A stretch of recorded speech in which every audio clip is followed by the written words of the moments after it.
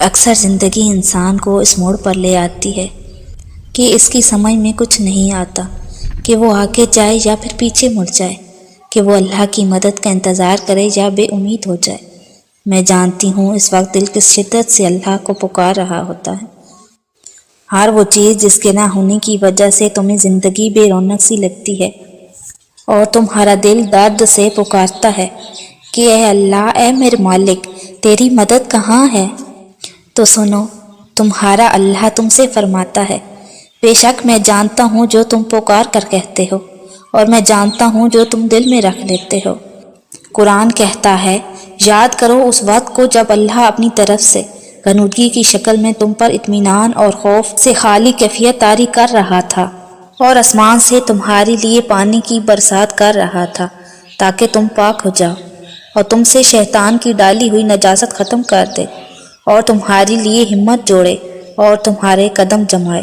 اگر آج تمہارا دل اللہ کو رو رو کر پکار رہا ہے کہ وہ اپنی مدد کو کب بھیجے گا، سنو، اگر تم اپنی محنتوں کا نتیجہ دیکھ نہیں پا رہے اور اسی دوران اپنا سب کچھ تمہیں ڈوبتا دکھائی دے رہا ہے، تو سنو، تم خود سے خود ہی ایک سوال پوچھو کہ وہ جو زمین و آسمان کا خالق ہے، کیا اس کو نہیں معلوم کہ تمہارے لیے کون سی چیز بہترین ہے اور کون سی نہیں؟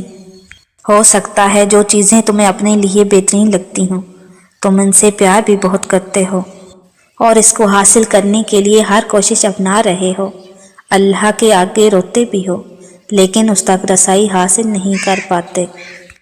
لیکن ذہن نشین کرو یہ بات کہ اللہ تمہاری اس تڑپ اور کوششوں سے خوب واقف ہے، لیکن انسان اکثر اپنی تنگ نظری میں کھو کر اپنی کوششوں کے ظاہراً تو اچھا نتائج دیکھ لیتا ہے، مگر اس کے برے اثرات اس کی زندگی کو بے سکون کر دیتے ہیں۔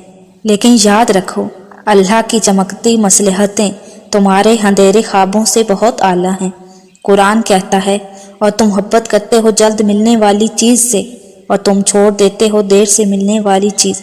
ایک حدیث میں ہے کہ اللہ فرماتا ہے، بے شک جو میں دیکھتا ہوں وہ تم نہیں دیکھ سکتے، اور جو میں سنتا ہوں وہ تم نہیں سن سکتے، اور وہ اللہ ہی ہے جو تخلیق کا منصوبہ بنانے والا اور اس کا نافذ کرنے والا اور اس کے مطابق اس کی صورت بنانے والا۔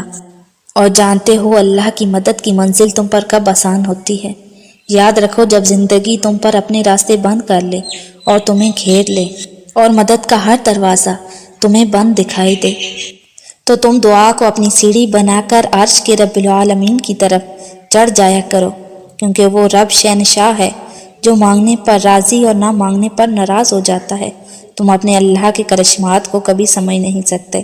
جب وہ اپنی مدد کا ارادہ کرتا ہے نا، تو اچانک ایسا ہو جاتا ہے کہ تمام زخم ایسے بھر جاتے ہیں کہ کبھی تھے ہی نہیں، اور جانتے ہو کہ تم وہاں سے مرہم ڈھونڈتے ہو جہاں سے تمہیں صرف زخم ہی ملے ہوں۔ میرا اللہ تو ماں کی طرح مرہم رکھتا ہے، وہ انسان کے تنکا تنکا بکھرے وجود کو اس طرح سمیٹ لیتا ہے کہ لگتا ہے کہ وہ کبھی بکھرا ہی نہیں۔ میں جانتی ہوں تم اس وقت بہت درد میں ہو، تکلیف میں ہو، لیکن یاد رکھو، اللہ نے تمہارے لیے مدد تیار کر لی ہے۔ وہ تھوڑی دیر اس وجہ سے کر رہا ہے کہ تم اس کو راضی کر سکو۔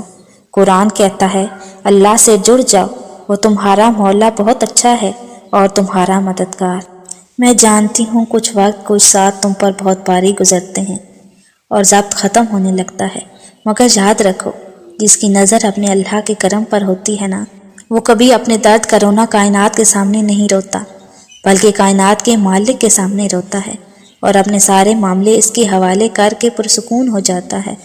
یاد رکھو، بھروسے کے لائق تو صرف اللہ ہی ہے، جو تمہارے ایک ایک آنسو کا حساب رکھتا ہے اور اس کی قیمت 10 گنا زیادہ کر کے تمہیں اس کی قیمت دیتا ہے۔